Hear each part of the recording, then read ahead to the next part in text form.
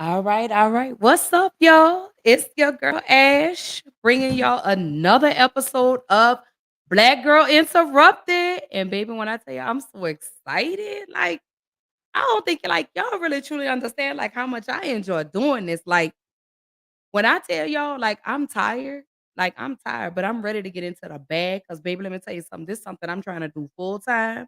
This is something I'm really trying to make a career out of. But anywho, y'all welcome back to another episode of Black Girl Interrupted. For those that are just tuning in, my name is Ashley. I am your favorite girl from the 504, baby. Y'all better get into it with me because I have some great conversations. But anywho, tonight's conversation is much needed. It's we really got to get into it. Um, I've been seeing people have conversations here and there, but I'm gonna bring it to Black Girl Interrupted podcast. But happy Tuesday. I hope everyone is having a great day. I hope your week has been good so far. I hope the weekend was good to you. I hope everyone's operative teams or whoever they cheered for have made it to the playoffs. Unfortunately, my Saints didn't make it, but that's cool. I'm not tripping. I'm still black and gold for life, and that's all that matters to me. But I really hope to see Baltimore in the playoff, like in the Super Bowl. I really want it for Lamar Jackson. Um, I'm glad the Cowboys are out of it. Uh, I knew the Texans weren't going anywhere, so it is what it is. But no, but really, again, welcome back to another episode of Black Girl Interrupted. Tonight's conversation, we're gonna get into the police cover-ups that are going on in Jackson, Mississippi. Why does this keep happening, and who in the hell is responsible for all of this? But y'all already know before I start any episode, y'all already know I have to do my mental health check-in. Um, it's imperative that I know how you're doing not only mentally, but physically, emotionally, spiritually, because I want people to know that you're not alone. If you're struggling, please reach out to somebody. Let somebody know. Just know you're not by yourself, and there is help out there to help you through the highs and lows. Um, for me, mentally, I'm good. I won't complain about anything because we already know complaining gets us nowhere. So I always play something inspirational, something motivational, something to get you going, kind of help you over the Tuesday hump because tomorrow is Wednesday, it's hump day. So we're just a few days away from the weekend, but I always want to make sure everyone stays encouraged, empowered, uplifted, and just know that I love you and know that you are not by yourself. So here we go, and then we're gonna jump into tonight's conversation. Let's go. Say thank you for grace. Thank you for mercy. Thank you for understanding. Thank you for wisdom. Thank you for parents. Thank you for love. Thank you for kindness. Thank you for humility. Thank you for peace. Thank you for prosperity. Say thank you in advance for what's already yours. It's how I live my life. That's why I am. One of the reasons why I am today. Say thank you in advance for what is already yours. Thank you. Thank you. Thank you. Thank you for this day. Thank you for every moment that led to this day. Thank you for the hard times. They made me appreciate the good times. Thank you for the lessons. They were needed for my development. Thank you for my eyes that get to witness the miracles of today and tomorrow.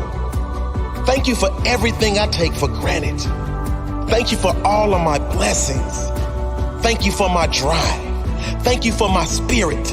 Thank you for my strength. Thank you for giving me the courage to fight through the hard times. Thank you for the people in my life, those I love and those I learn from. Thank you for it all. Thank you. Thank you. It's the key that opens the door to instant happiness, unlocks the door to everything we are really seeking in life, happiness and contentment. Think about it. No matter what you say you want, money, riches, health, to help others, why do you really want it? When you drill deep down, the only reason anyone wants anything is the feeling we believe we will get from having it. That all boils down to happiness and contentment. And the truth is, we can have it now if we are grateful. And if you get quiet, get away from the noise of the world, and think for a moment about what you could be grateful for, I'm sure you could find plenty. Be grateful there's food on the table, air in your lungs, life in your body. Get grateful that you have opportunity to take your life to a whole nother level. To decide right now that you are going to live your dreams and never settle until you do. Get grateful for the mental strength you've been given to survive the hard times. Get grateful for your limbs if you have them. Many are not so blessed. Your eyesight if you have it. Many are not so blessed. Your hearing if you have it. Many are not so blessed. The health you do have, many are in worse positions. Get grateful for that one person that has had an impact in your life, or many people if you are so blessed. Then get grateful you can choose to be that person for someone else. That one that makes a difference in someone else's life, no matter how small. Get grateful you get to experience this magical universe. Today, look for miracles. I guarantee if you are looking, you will see them. There are unlimited things to be grateful for. Open your eyes. Unlock your amazing life. It's ready for you right now. Thank you for this day, whatever it brings. Whether a challenge I need to grow, a lineup to teach me patience, an unexpected blessing, every moment of joy, whatever today brings, thank you. Whatever it brings, I pray I have enough presence in each moment to know that no circumstance is my life. No high or low, no event, no thing is my life. Life is energy, and I know I'm so much more than my physical body. Thank you for my ability to love, to give to others my authentic love and kindness without expecting anything in return. Thank you for my strength. Thank you for my presence. Thank you for my ability to attract only the things and people that are in harmony with what I need in my life. Thank you. Thank you. Thank you for this day, whatever it brings.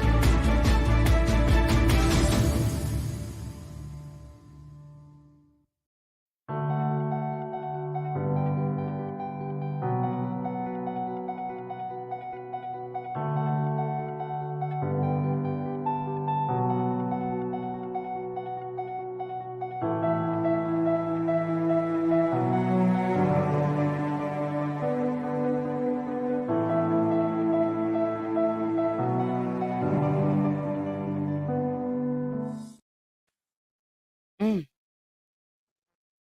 That video there was, like, so powerful, so inspirational, just it was much needed, not only for y'all, but for me. I needed that for me because, again, I focused and I've dwelled so much on the negative that I forgot about the positive. I forgot that God woke me up this morning. I still have a roof over my head. I still have clothes on my back. I have food in my house. I have a car to drive. I have a beautiful circle of people that I surround myself with. So I just want to say, be thankful. You know, if you don't think anybody else, thank God. I thank God that I'm in the position I'm in. I thank God for allowing me to provide a platform to utilize my voice. That's what I thank God for. So um oh, there's my sister. Hey, sister. Look, I'm learning how to do it. The little heart. I'm learning how to do it. See, I get better every time I do it. But I love you. Um, but I'm just thankful. I'm thankful for uh being healthy. You know, I'm thankful I'm not where I was last week. I'm thankful I'm not where I was last month. I'm thankful that I'm not where I was last year. I'm grateful. I'm thankful for all of that. So I really wanted to um play that motivational video because I want you to remember to always be thankful for the little things and not just the big things. Yes, the small but in the small things will always get you to the big things. So celebrate those small victories. So when the big victories come, you can celebrate even more. But I'm thankful and I'm grateful for that. Hold on. Wait, we got some comments. Hey, sis. See? Let me tell you, I'm getting better with doing these hearts. Um, but yeah, but I'm grateful for the people that are around me. I'm grateful for the people that support me. I'm grateful for the people that keep me grounded. I'm grateful and thankful for the people that support me. My ups, my downs, my highs, my lows, they've been there for me. They've never left me. So I'm thankful for that. So I really wanted to play that particular video because today is Tuesday. So let's be thankful. Thankful Tuesday. Let's utilize that and let's always speak positivity. Um, let's start reciting our affirmations every day. My affirmation is I'm going to walk away from corporate America.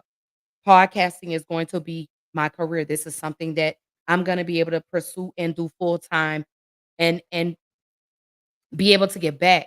You know, my kids deserve this. My kids deserve a good life. They've earned that, you know, and I want to provide that and give that to them. So just be thankful. Whew, that's a lot. But anyway, but let me know in the comments, how are you feeling today? It's Tuesday. Um, I know it's been difficult, but we made it, y'all. We made it. We woke up another day. We've pushed through. We've been able to make it through this day. I know yesterday may have been rough, but here we are today. And God gave us another chance to do it all over again. So, and with that being said, I'm ready to jump into tonight's conversation because let me take a deep breath because when this story first broke, it was very disheartening because as a mother whose child has gone missing and no one knows anything or they refuse to provide you any information, and then when you are provided information, it's not the news that you want. So tonight's conversation, we're talking about the police cover-ups in Mississippi. Why does this keep happening? And who is responsible for this? Who do we need to hold accountable for this? So the police cover-ups that have been going on in Mississippi, some of you may be very familiar with Dexter Wade. Dexter Wade was the 30-year-old uh, black man that went missing in Jackson, Mississippi. He went missing, I believe, in February or early part of 2023. And it was only October 2023 when his mother received a phone call saying that they had located her son, but at this point, her son was dead.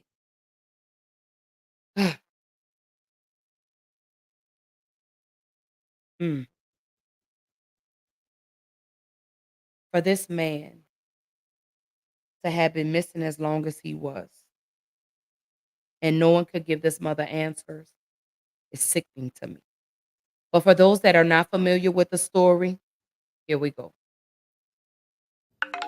Some new NBC News reporting tonight is giving us more insight on a story of death and mystery and anger over an apparent lack of good police work and accountability in Jackson, Mississippi. I'm talking about the story of Dexter Wade, who we now know was killed less than a half hour after leaving his home back in March. But his family only found that out this month. Wade was struck and killed by a Jackson police car, apparently, as he tried to cross a highway nearby.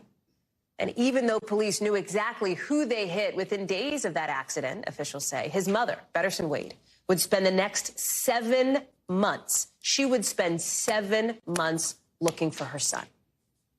It wasn't until 172 difficult days after Betterson last saw Wade that they came together again, this time at his unmarked grave in a state-run cemetery. NBC's John Shoup is the reporter with this story. John, we're glad to have you with us today. The details here are just extraordinary, right? Because essentially what happened here is this 7-month-long mystery for this family, despite police apparently, according to official accounts, knowing for months who they hit, where he was buried, and not reaching out to the family. How did this happen? That's one of the questions that we have, is how exactly it happened. But we know some details and a sketch of what happened. It began, as you mentioned, on March the 5th when Dexter Wade, he's 37 years old, left home and never came back. It turned out not far from home, not long after he left, he was struck and killed by an off-duty Jackson police officer.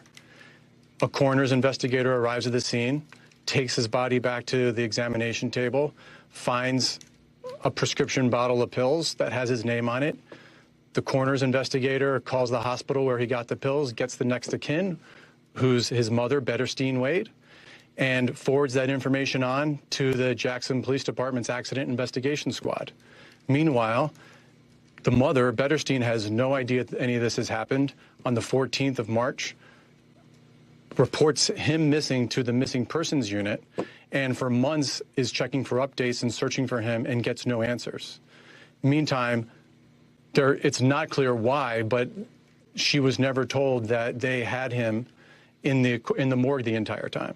So ultimately, someone figured it out within the Jackson Police Department and let her know. And that's when she realized that while she was looking for him, they had assumed in the coroner's office that he was unclaimed and arranged for him to be buried in a pauper's field. And so as you showed the pictures just earlier, a minute ago, that moment came a couple of weeks ago where she finally got to see the grave marked only with a number of where her son is buried. I know, John, that you and the team pieced this together from interviews with his family, the coroner's investigator, court records, documents provided in response to your request, a crash report, incident reports, other documents, office records. I mean, so much of this. It took a lot of putting some puzzle pieces here just to get, I think, some sense of what happened. And yet through it all, as of tonight, have you gotten any response from the police department itself? None. As soon as just before leaving to come talk to you, I was reaching out to the city. They're preparing some sort of response, but I'm not sure that they fully comprehend of how this mistake was made. We have notes, internal notes and documents that show what they knew. It's just not clear yet about why it was shared. What does accountability look like for this family? Just quickly, John, what does that look like? I think for Betterstein Wade, the mother is just somebody to acknowledge that there was a mistake. She can accept if an accident was made, but just an acknowledgement and an apology. Okay. She just wants to be heard, it sounds like. John Shippey, thank you so much. I really appreciate you bringing us this story tonight. Thanks for watching. Stay updated about breaking news and top stories on the NBC News app or follow us on social media.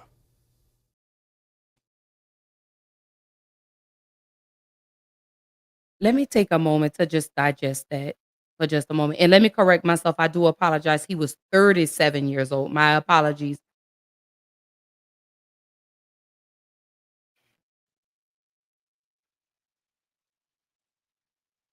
My confusion comes because I dug a little deeper into this story. The officer that the medical examiner notified stated he contacted the family, but no one answered the phone. So my question is, why didn't you think to call back? You knew who he was. You had his address, or you could have went to the pharmacy and they could have provided you an address, and you could have notified the family in person. Dexter Wade was killed March 2023. Wasn't buried until July 14th in a pauper's grave by just a number.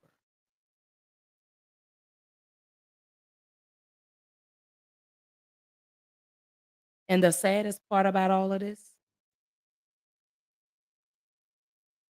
y'all threw him away like he was trash, like he was nothing.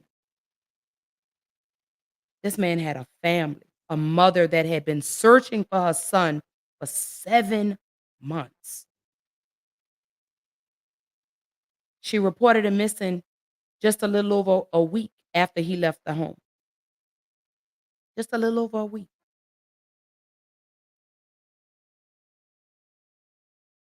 You had his identification. There was a pill bottle that was on his body. And you made no other attempts to try to locate this young man's family. And the mom pleaded and called every day, wanting to know where her son was. And all the while, her son's body laid in a morgue. But let's remember, they knew who he was. It wasn't like they didn't know. It wasn't like, "Oh, well, you knew." And not one person took the initiative to say, "Okay, well, if you didn't answer the phone, let's go to the house." Because from my understanding, I thought death notifications were done in person. Maybe I'm wrong. I don't know. Maybe things have changed. But that's the way I've always seen things, that death notifications are done in person. I've seen some that are done on the phone, but I always thought a death notification was done in person. But you hit this man. A Mississippi police officer hit Dexter Wade. 37-year-old Dexter Wade was killed by a Mississippi police officer. No accountability whatsoever. None. Zero. He laid in the morgue from March till July. And in July is when they decided to bury him in a pauper's grave, a pauper cemetery, and labeled him as just a number. And you have a mother that was calling every day for an update with regards to her son. And y'all knew her son was laying in that morgue. Hey, Gemini. He says they murdered him. Absolutely. Yeah, they did. Because he had left the house. I'm gonna try to go back. I'll try to skip through the video and well, I can't because I should have took a picture of the timeline. But he left the home at 7:30, and at 7:54 he was hit and killed by a Mississippi police officer. Y'all failed his family, and you threw him away like he was trash, like he was nothing. You knew who he was. That's the disheartening part to me, is that you knew who he was. I could see if you didn't, if he had no identification on him, if you didn't know. But there were other ways. You could have, if he didn't, so if he didn't have identification on him, let's just say if he didn't have any type of identification on him, fingerprints, and you could have located. But y'all had the information right there, and you still didn't think we need to notify his family, his next of kin. Was he married? Did he have children? Things like that. But this mother searched for 7 months to find her son. And then she got the phone call that Dexter had been located, but he was dead. He was dead. So let's kind of let that digest for just a moment. Let that soak in for just a moment, because again, he went missing in March. Okay? In March 2023. He was hit and killed by a Mississippi police officer. Mother reported him missing March the 12th. I'm trying to remember the dates, okay? The mother reported him missing, like I say, just a little over a week. And all the while, y'all had his ID, and there was a pill bottle that was located on his body. Police officer says, "Oh, I tried to call, but I didn't get an answer." Common sense didn't tell you to go to the house. Common sense didn't say, "Let's go to the pharmacy." If and maybe they could, they'll provide an address or maybe a last known address. Or why didn't you try to call back? If you didn't get an answer, why didn't you try to call back? So you're responsible. You're liable for this. And the fact that you didn't acknowledge the mother's pain is even more heart-wrenching. It's like you ripped this mother's heart out not once but twice. And he laid in the medical examiner's office from March until July, y'all. April, May, June, July. 4 months. His body laid in the morgue before you said, "Oh, he's been unclaimed. We're just gonna throw him away. We're just gonna bury him in a pauper's grave, and he's just gonna be known as a number." No, that's not acceptable. I hope this mother sues, and I hope this mother wins. I hope whoever is responsible for this, I hope you pay for this.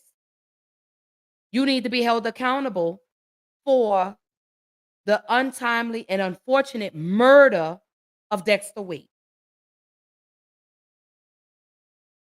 If I'm not mistaken, I believe he had children. You've taken a father away, you've taken a brother away, you've taken a son away. You've taken someone's loved one away, and you didn't care. And that's the disheartening part about that, is you just, oh, buried him in a grave and just labeled him as a number. So Jim and I say that's sad. Jules says that's BS. They knew exactly who that man was. Absolutely. And they did. Because they stated, again, y'all, I got into the meat and potatoes of this story. He called the family. Okay? He called, but didn't get an answer. And he never tried to call back. Didn't try to go to the house. He tried to get no additional information with regards to Dexter Wade. No information. You didn't care. And now you have a mother who pondered for 7 months. Let that soak in, ladies and gentlemen.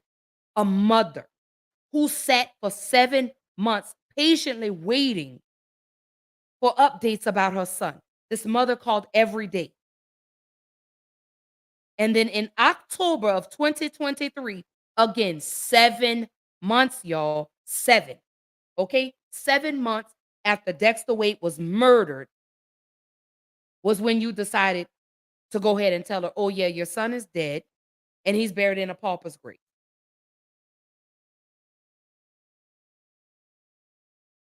I could only imagine the mother receiving that phone call. I could only imagine how the mother felt that for 7 months you knew her son was dead.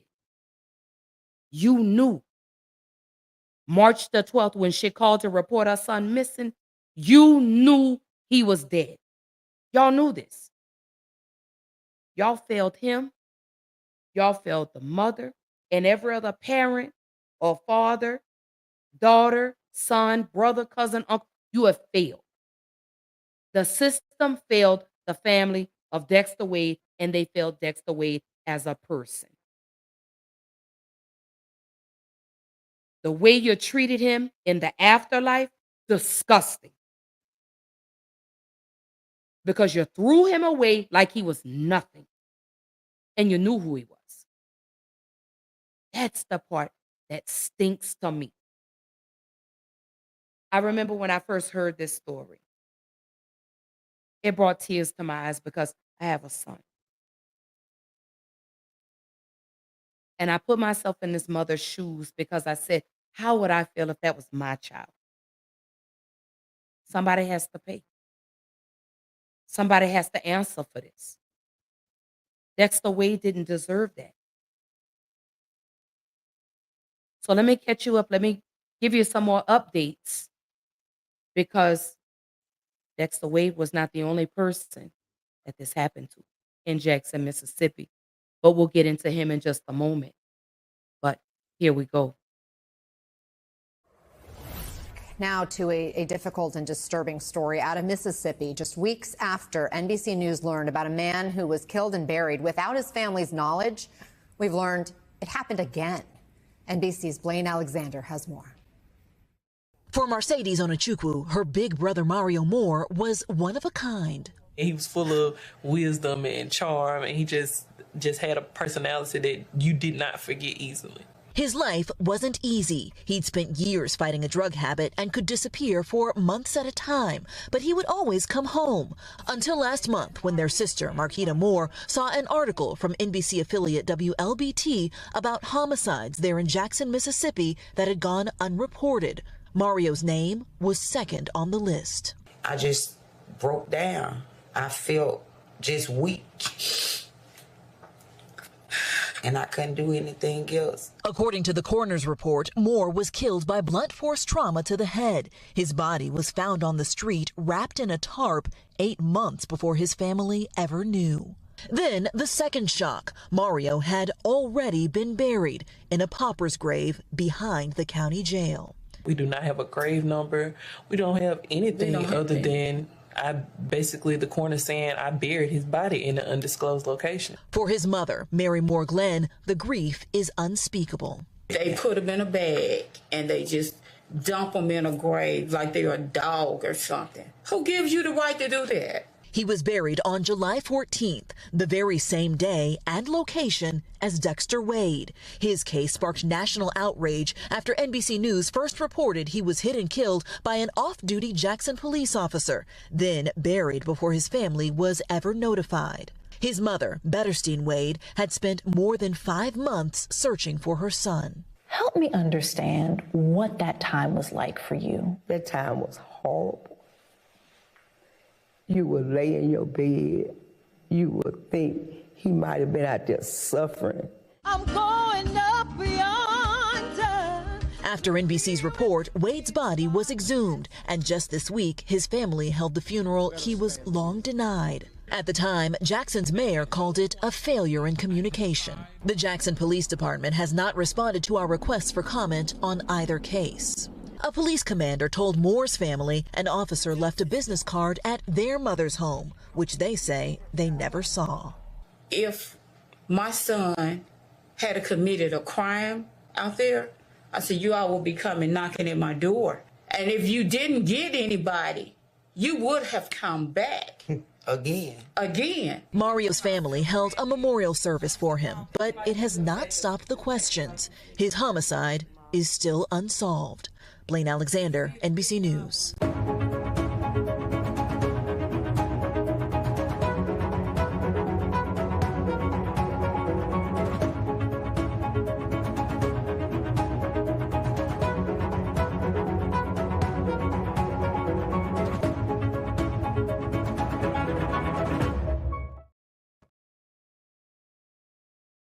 I want y'all to take that in for just a moment.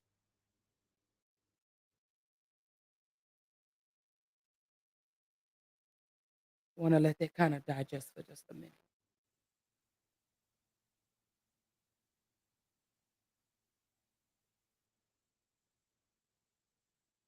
Because as a mother,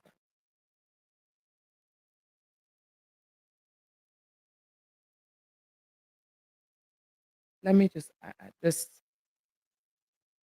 give me just a moment.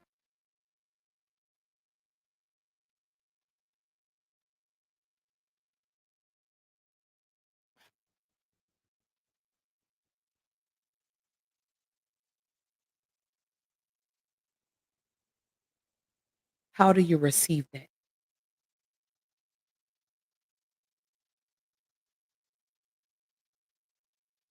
Your son, your child, not just your son, your child, your son, your daughter, murdered and thrown away. Marrio Moore, 24 homicides in Jackson, Mississippi, undisclosed.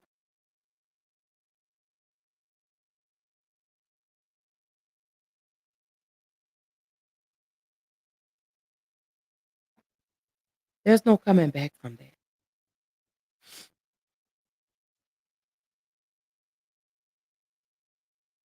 You have two families that searched for months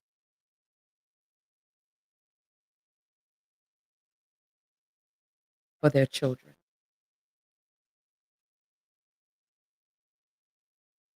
Jackson Police Department knew who these individuals were. For her son's name to be the second on the list, very heartbreaking.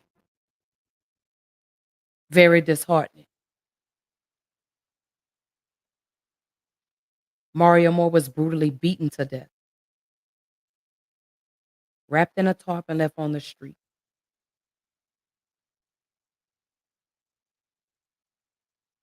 And buried in a pauper's grave, same way as Dexter Wade. And no one has any answers for these families. Hey, babe, I hope you're having a good night at work. I love you. No answers. These attempts were BS to me. Some piss poor attempts. Had it have been their family member, had it been someone of their family, would they have had that same energy? Two families want answers. Mario Moore's family, they don't even have a body.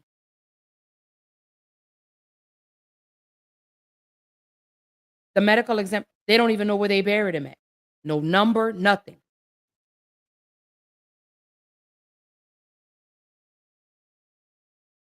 But you expect these families to be okay? It's unacceptable. Somebody needs to be held accountable for this. And then the sad part about Dexter Wade's death, when the family went to go, when they discovered his body, they went and had a funeral service without the family's permission and wanted the mother to pay to take his body so they could have their own service. Another kick in the gut. So you've killed these two black men. You knew who they were. The way you notified the family was absolutely piss poor. You didn't go back to try to notify the family. You left a card.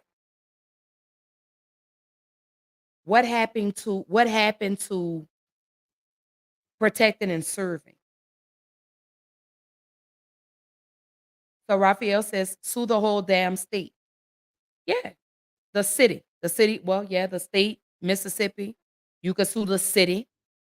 You could sue the police department. But you have 24 homicides. And you know the names of the people. Javert says, hey, brother. She says, hey, brother Low. Two families.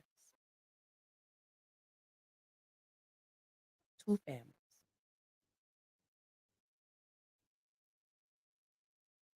Just want answers. An apology, an acknowledgement. You failed two families and countless other families because again, there were 24 homicides undisclosed in Jackson. You failed. Jackson, Mississippi, I'm going to go on record and I'm going to say you failed.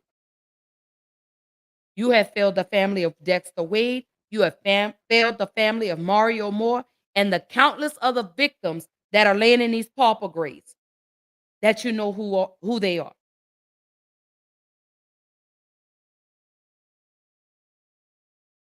You failed them.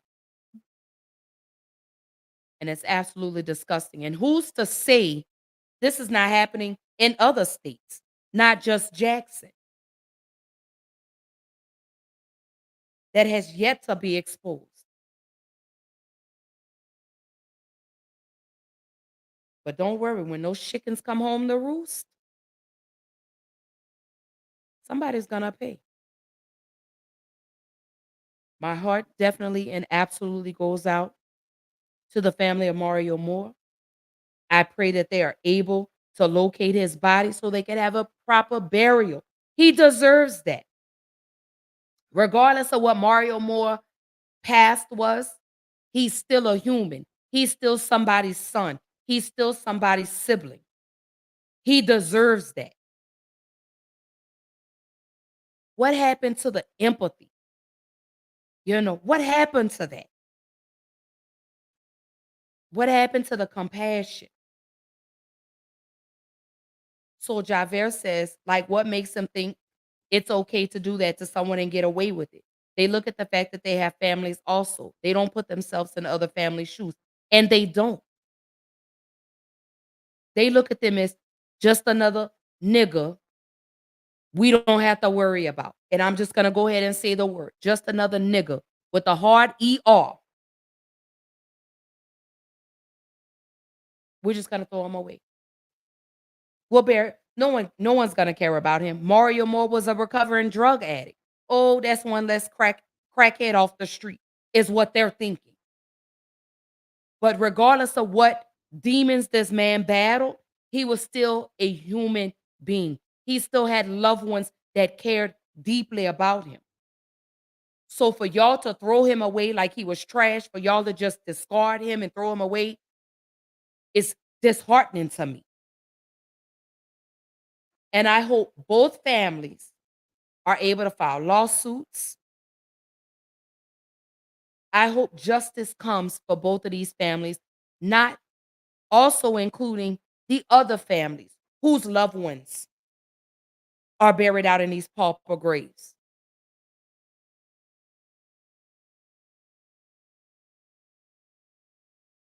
I just really want to scream right now because this is sad. But here's more of the story of Marrio Moore. An investigation by a CNN affiliate has revealed Jackson, Mississippi's police department did not publicly disclose the names of dozens of homicide victims this year. We recently told you about Dexter Wade, a man in Mississippi who was hit and killed by a Jackson Police Department vehicle and buried without his family's knowledge. Wade's mother told me about when police finally contacted her about her son months later. Well, when they first called me and said we found Dexter, I said, oh, Lord, let him be okay. So I said, where he at or what's, going on with him? She said, well, I'll let Officer Gerard come out there and talk to you. And right then, when she said that, it's just, my heart dropped because I knew, I just knew that he was deceased. New reporting by CNN affiliate WLBT has now revealed a similar case. 40-year-old Marrio Moore was killed in February, buried in the same pauper's field where Dexter Wade was buried. Moore's family did not find out about his death until October, after seeing his name in WLBT's reporting on more than 20 homicide victims that Jackson police did not disclose to the public. Joining me now is the investigative reporter who brought this to light, CJ LeMaster, with CNN's affiliate there in Jackson. CJ, good to see you. This is, I want to say unbelievable, but not. It is heartbreaking. Tell us this story, because unlike Dexter Wade, who was killed by an off-duty officer, this man, Mr. Moore, was found dead and then reported to police. What's his story? So what happened here is a situation where he was killed by blunt force trauma. That's what we know. He was found wrapped in a tarp on a street in the western part of the city. And at that point, police claimed they did not there were conflicting reports as to whether there was even ID found on him. But suffice it to say, it took some time for them to identify him. But at that point, all we know from the captain who was in charge of detectives for the department, he told us in an interview that essentially they sent a detective to a home that they found in connection with Moore. They left a card, and that was it. There was no follow-up. We pressed the captain for this in one of our interviews, and he didn't really have any explanation. He said, well, that is sufficient. Now, we know now that since all this had happened, since NBC and other national news agencies have picked up the story as well, that now the city of Jackson, the police department, for the first time has a death notifications policy, a 6-page policy. So that came out of this, but it took the family not finding out about this until October for any of this to happen and for the ball to be rolling. And I got to tell you, Victor, this is something. It was one thing for us to find out that there were 24 individual victims, 22 cases that the public, that we had not been told about.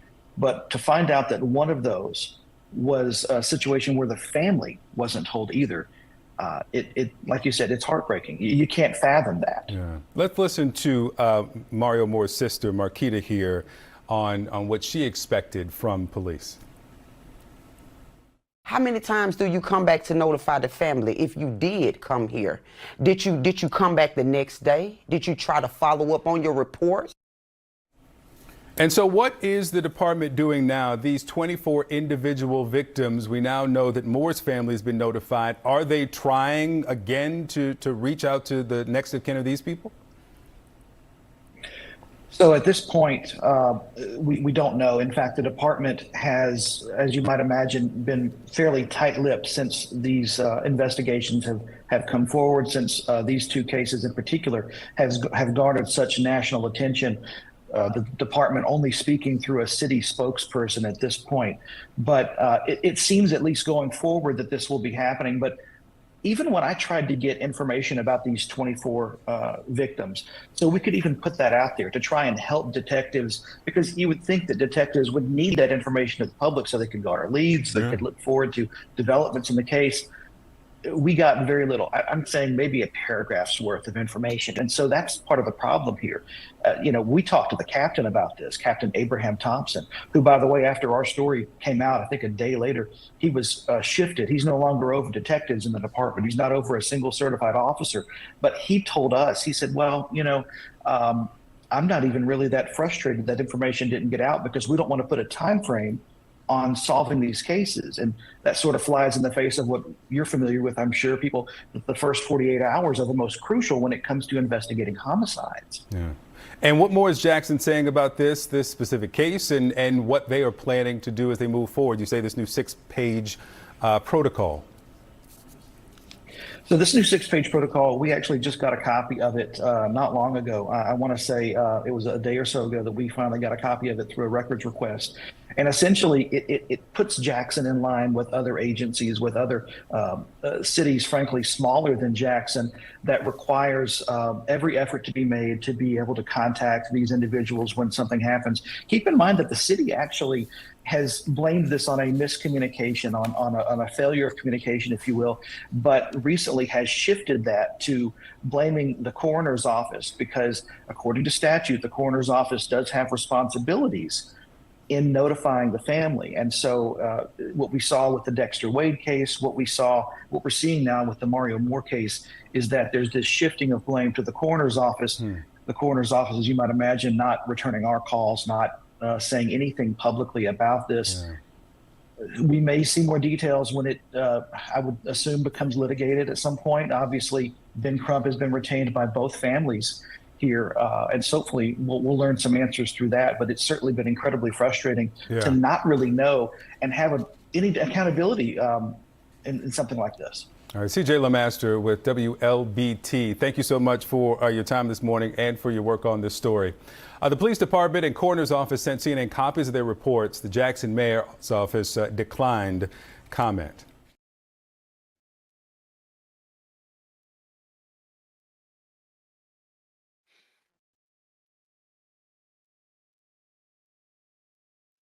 It's the lack of accountability for me. I'm just going to go ahead and say it. It's the lack of accountability for me. Now everybody wants to play the blame game. Everybody wants to point fingers, but no one wants to take accountability that you have failed these families. Period. I don't care who did it. You're all culpable. From the police officer to the captain to the chief down to the medical examiner. All of y'all are culpable in all of this. And the fact that you failed these families, I pray. And I know it's not about money. I know it's not about money. I know it's not monetary things. But I pray that these families, because there are 22 other families that are still out here looking for their loved ones. Y'all want to blame the medical examiner. The medical examiner wants to blame the police officer. The police officer wants to blame the captain. You want to blame the sergeant. Why can't you just say, you know what? We all failed, because you're all culpable in all of this. Because when someone is killed, they go to the ME. Okay? The medical examiner is who positively identifies these bodies, whether it's through fingerprints, whether it's through dental records. Everyone is culpable in all of this. And to know that there is a list with 24 names that you don't want to release to the public, that says a lot about the state of Mississippi. That says a lot about the city of Jackson. And the mayor, you are pitiful, sir, because you need to hold these people accountable. You have two families whose sons were thrown away, plus the 22 other families that y'all have yet to identify. Make it make sense to me, please. Everyone's culpable in all of this. Everyone bears a brunt of responsibility in the deaths of Marrio Moore, Dexter Wade, and the 22 other victims whose names y'all failed to disclose. Y'all are all culpable in all of this. And I must say it over and over and over again. Y'all failed. Y'all have failed these families. And then you heard him when he said the person that was over the police is no longer overseeing anybody. That smells like a cover-up to me. 24 homicides. And I'm with the sister. Marrio Moore's sister said, did you call? Did you come back? The next day, a couple of days later, did you try to call? Sounds to me like they didn't do anything. They just left the card to make it seem as if they really were concerned, as if they were really investigating to try to cover their tracks.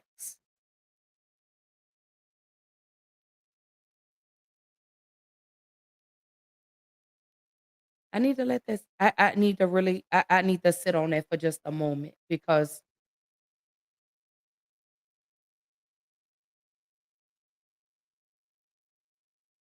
you threw these people away like nothing. You didn't care. You didn't care. And the fact that everyone's pointing fingers instead of somebody saying, you know what? We're all on the hook for this. We're all liable for this. We all failed these families. Not one person has come forth to say, you know what? We're all responsible. That's all these families want, is some type of accountability. It's for someone to say, we failed. That's too much like right. For y'all to simply say, we messed up. We messed up big time. We should have done more. We need to change our notification policy. Something. But not a word.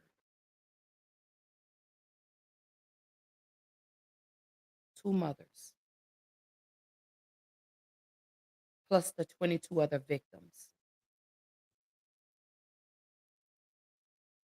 Buried in paupers' graves.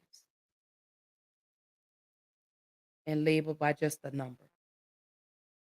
As if their lives didn't matter.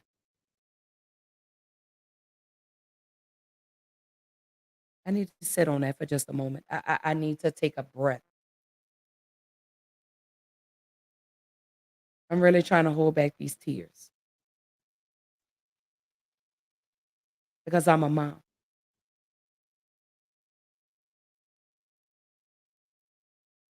And the fact that y'all let these mothers down and not even a "I'm sorry." Not even a "we messed up." Everybody's responsible. Not even that. An acknowledgement. Where do we go from here, ladies and gentlemen?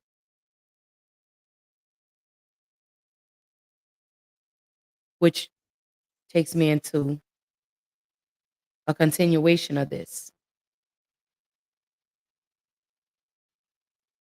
Let me let that process for just a moment because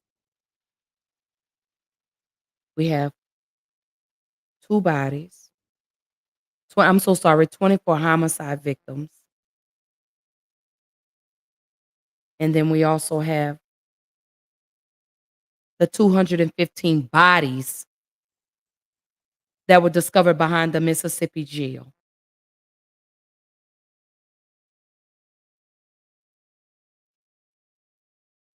So now we have 239 people, 240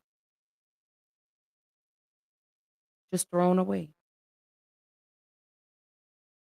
For those that aren't familiar, back in December, the story broke of 215 bodies discovered behind a Mississippi jail in Raymond, Mississippi, which is not too far from Jackson. 215 bodies buried in pauper's graves. For those that are not familiar with the story, here we go. An unsettling situation in Mississippi, Jackson, Mississippi to be exact. It's been revealed 215 bodies were buried in unmarked graves behind a state jail in Jackson, of course. Attorney Ben Crump is now calling for an investigation. Families of the dead reportedly had no idea until last month. Some of them, those grave sites were only labeled by a number and a metal rod. Joining us to talk about it, activist Arthur Silky Slim Reed, who also works with Ben Crump. So, Arthur, this started with Dexter Wade's case back in March, right? He was an individual who was hit by a police officer, and his family thought he was simply missing, but he was dead and buried, and no one notified them. Well, the thing about it is that he had identification on him, Isaiah, and the medical examiner gave it to the lead detective who said he called, didn't get an answer, and they didn't worry about doing anything else. What we're finding, Isaiah, is that Mississippi is Mississippi. It's an ugly Mississippi. And this is sad because now we have 6 other individuals that has been put into this same grave. And if you look at the video from when we first went to that site, buzzards were flying overhead. And we were trying to figure out, why are the buzzards flying overhead? But it's because they're putting them in shallow graves, and the only thing that they're putting them in is a body bag without embalming the bodies. So the stench from the bodies are drawing buzzards there. It's so inhumane for anybody to do anyone like that, Isaiah, is just horrible is what we can say. And that's not even a word that we should use in a situation like this. It's something that we haven't seen. And what we're seeing here is over 200 people in this, what they consider a pauper's grave behind the county jail there. And what you guys are learning in your investigation is many of these families were never called, were never notified. Many of them still think their family members or thought their family members were simply missing, but they were dead and buried and never got a call from any investigators, any law enforcement officials or authorities in Jackson, Mississippi. That's right. And one of the things that we faced being Mississippi is that they thought that we were playing the race card. We have white clients as well. There were white people that were buried the same way, Isaiah.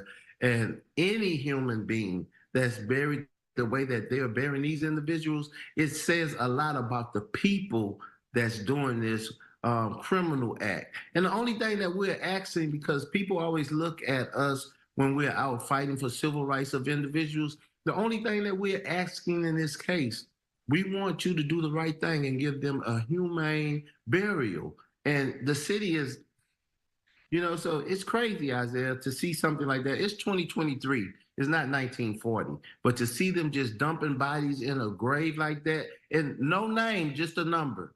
So they'll say, well, number 13, that's Arthur Reed. Number 21 is Isaiah Carey.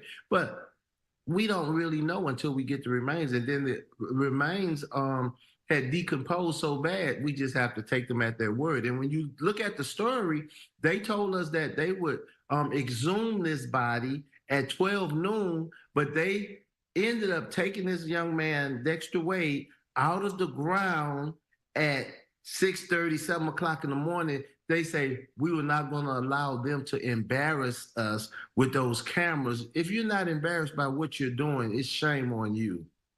Absolutely incredible. Now, you guys, along with Ben Crump and I think Attorney Dennis Week, you all are asking for a federal investigation, that the feds come in and take a look at this and see exactly what's going on, because there's some questions as to Dexter Wade's death when he was hit by the police officer. Whatever happened with the officer in this case?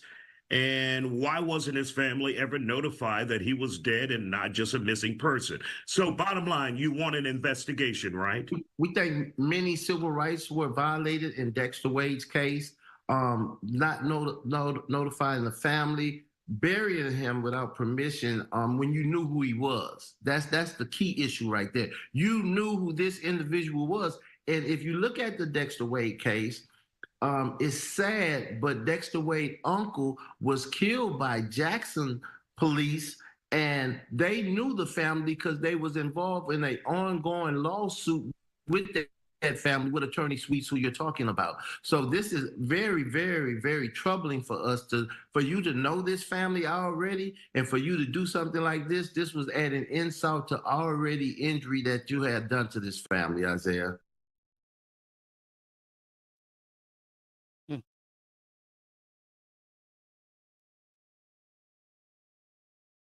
I want y'all to take that last portion in. I want you to take that last portion in. Dexter Wade's family member was killed by Jackson police, and they were already in an ongoing lawsuit. So they were familiar. Let that part soak in, ladies and gentlemen. Let's I'm sorry. Let's take that in for just a moment.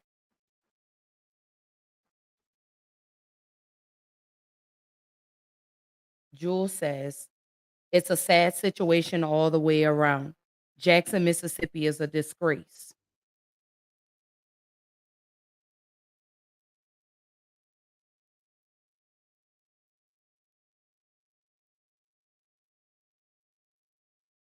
The fact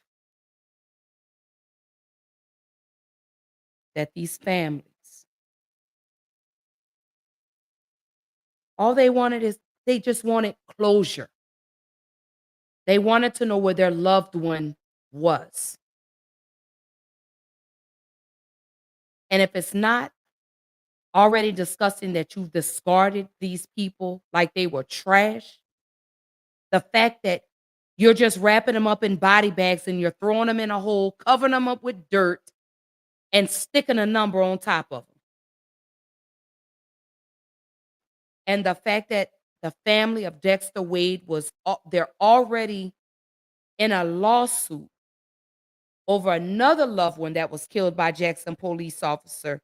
Like he said, this adds more insult to the injury. That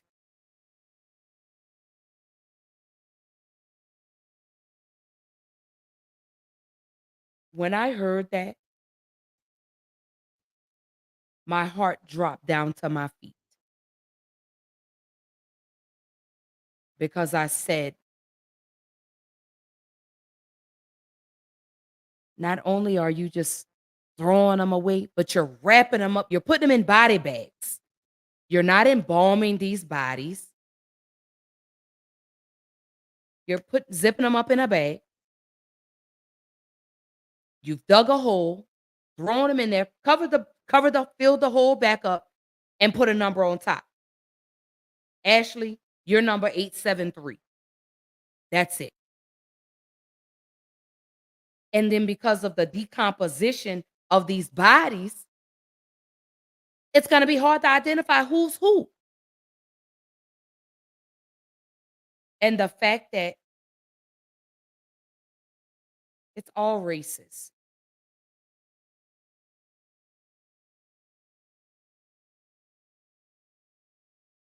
Y'all failed. Y'all have completely failed.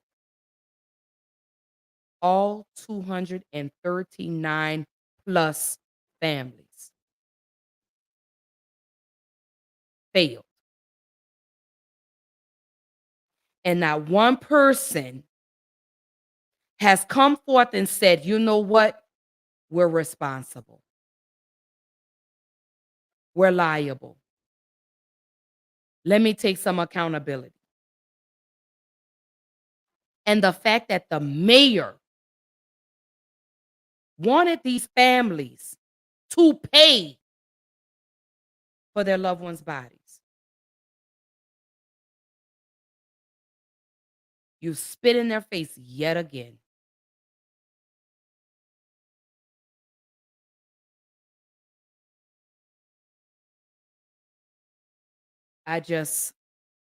So Jules says, I never knew that the jailhouse had a potter's field. I thought only penitentiaries had potter's field for unclean loved ones.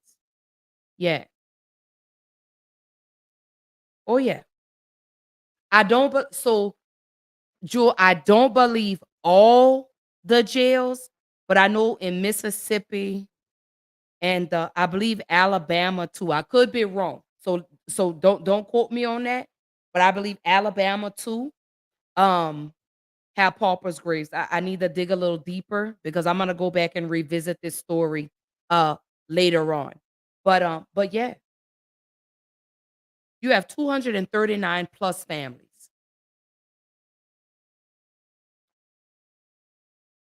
Two of which have been identified. But what about the other 237? Whose loved ones just want to know, just want to give them a proper burial that they deserve. They deserve that. And for you, Mississippi, to allow this says a lot about y'all. The inhumane treatment that you've given to these people is absolutely disgusting.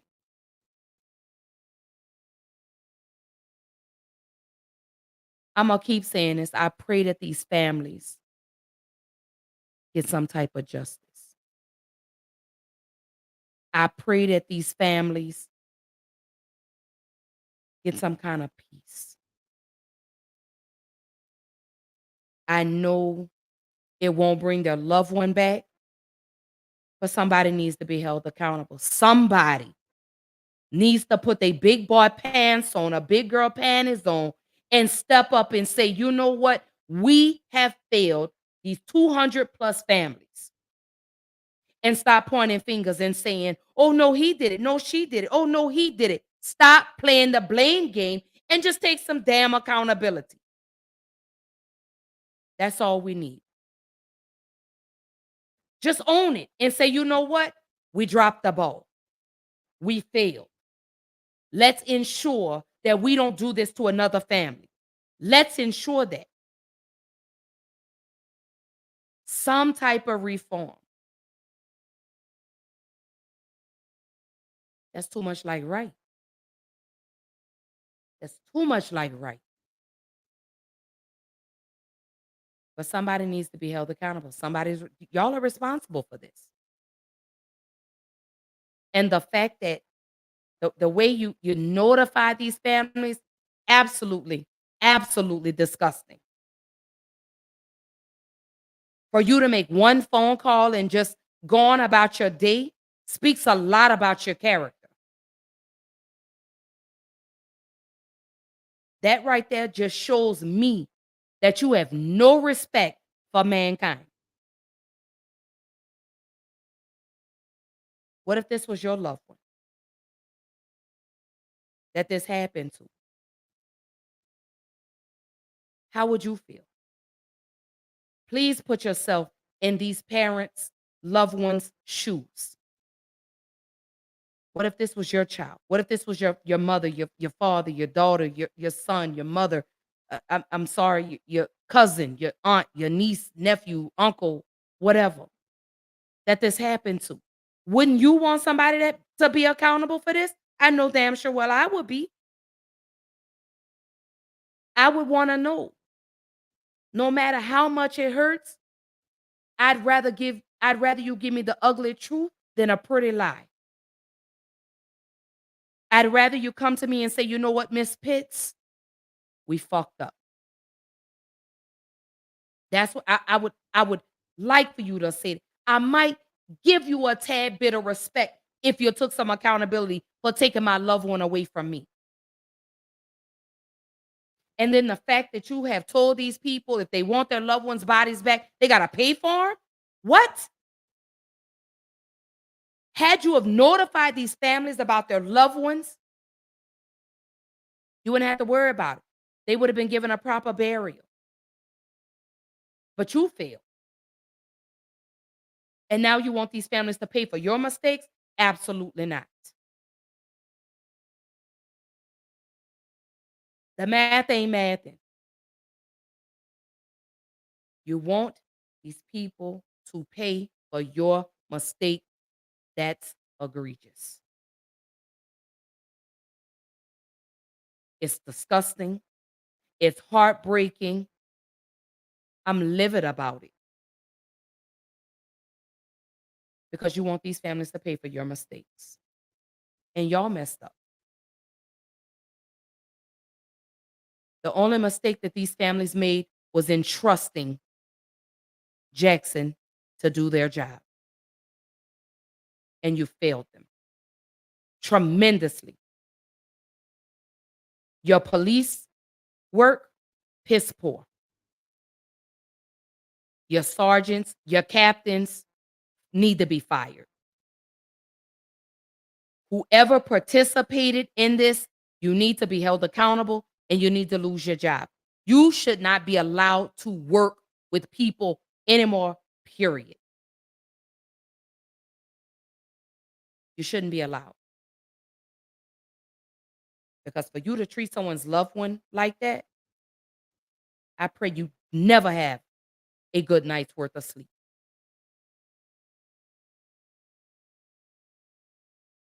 I pray you don't. Sad. I'm telling you, when these stories came out and I first heard about it, I was sick in my stomach. I said, how could someone be that cruel? How? How could y'all be that cruel to somebody? How?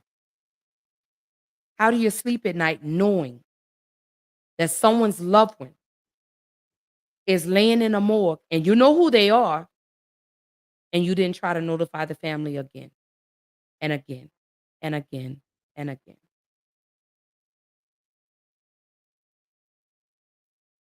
Sad. To those 239 families, I'm rolling into the final thoughts.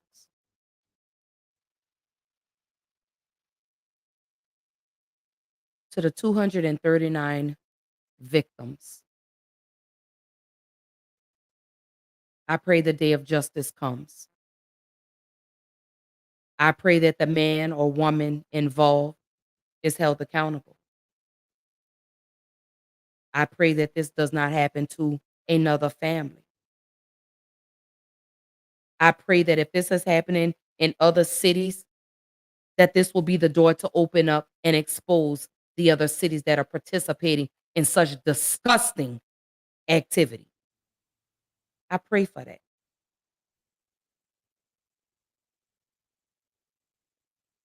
My love and my prayers definitely go out to those families. I grieve with you. I love with you. I walk with you. And I pray with you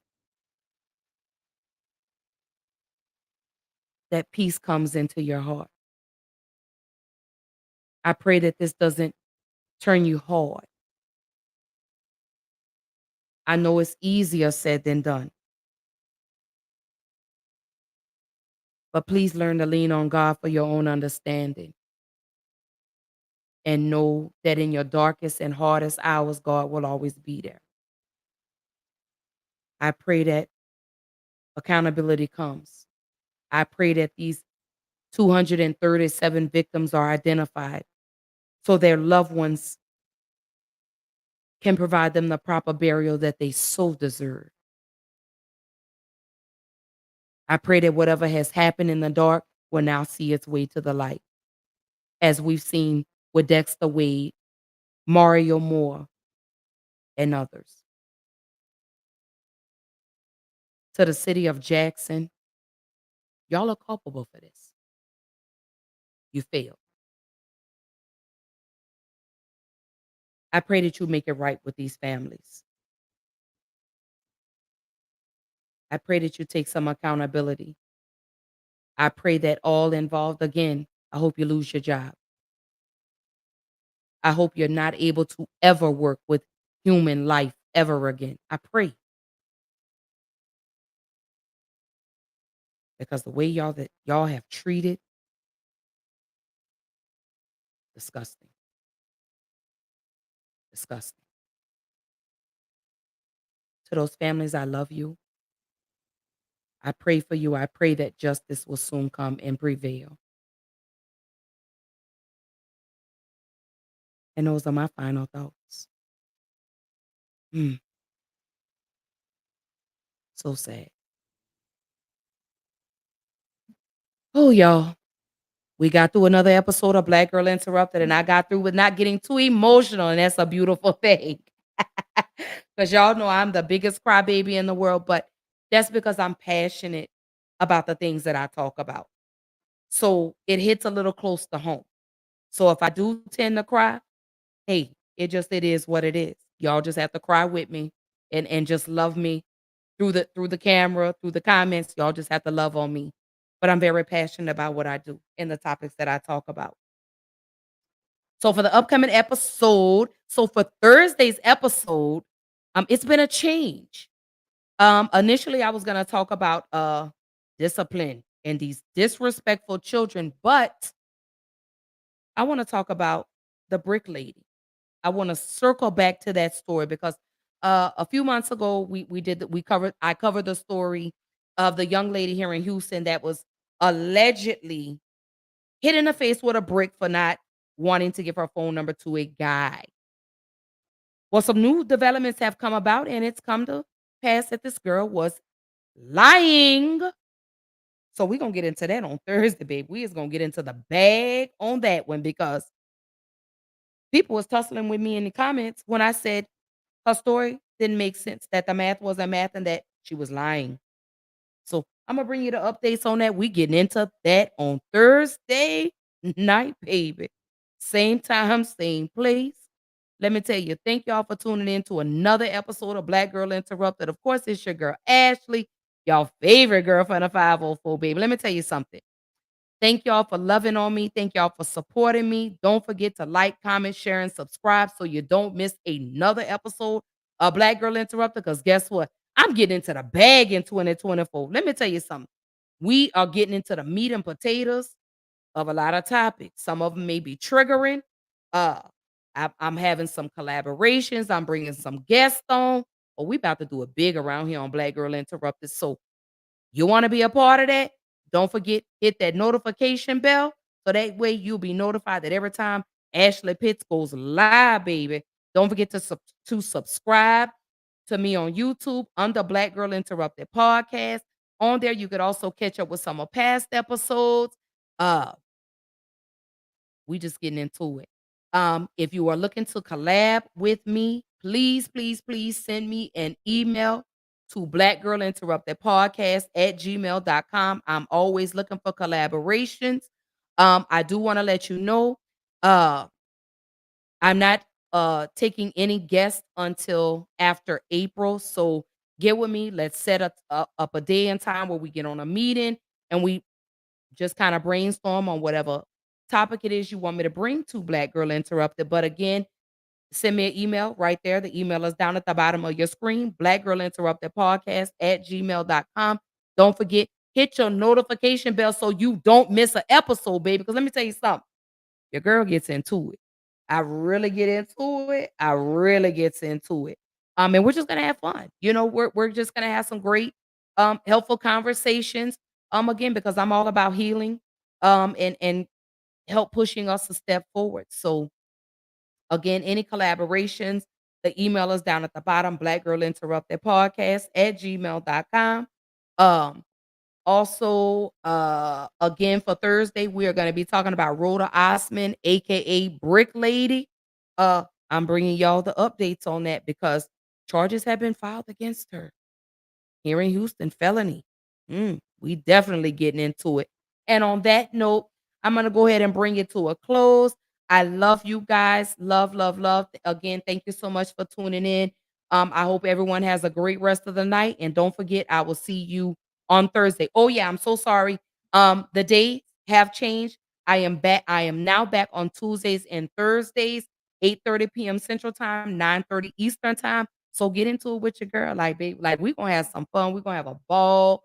We gonna really get into it. I promise. We really getting into it, especially for Black History Month. I can't wait for those episodes. And again, y'all, I love y'all. Again, I hope everyone has a great rest of the night. Again, tomorrow is Wednesday, y'all. We are hump day, and we're just a few days away from the weekend. So if you can push through.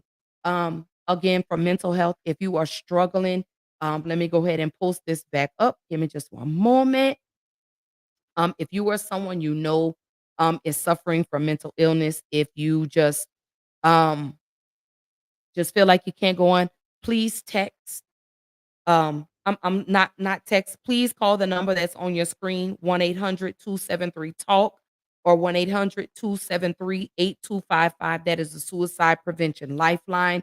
If you are in a crisis, please call that number. If not, please call 911. Do not let um struggle. Do not struggle. I'm so sorry. Do not sit alone. You're not by yourself. Um and just know I'm always here. Always here. So again, thank y'all for tuning in. I love y'all and I will see y'all Thursday night, same time, same place. Holla.